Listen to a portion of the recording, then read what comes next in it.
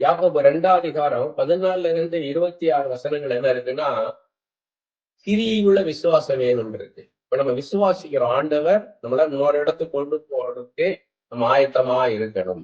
இதே இடத்துல இல்ல, இன்னொரு இடத்துக்கு ஆண்டவர் என்னை கொண்டு போகலாம். அந்த இடத்துல நான் அட்ஜஸ்ட் பண்ணி இருக்கணும்.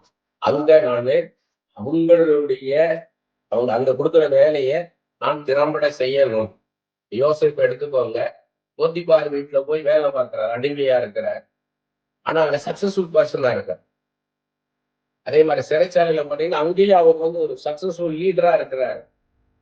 அது மாதிரி நம்ம அந்த எந்த இடத்துல கொண்டு போனாலும் நம்ம அங்க எக்ஸலண்டா இருந்து காமிக்கணும், இருக்கணும். அவங்களுக்கு மேல நம்ம நின்று காமிக்கணும். அப்ப அதுக்கு நம்ம ஆயத்தமா இருந்தா தான் முடியும். அப்ப நம்ம அதை விசுவாசிக்கிறோம். ஆண்டவர் என்னை கொண்டு போவாருன்னு ஆண்டவரை விசுவாசிக்கிறோம். அது என்ன பண்ணா நம்ம கிரியையில வெளிப்படணும்.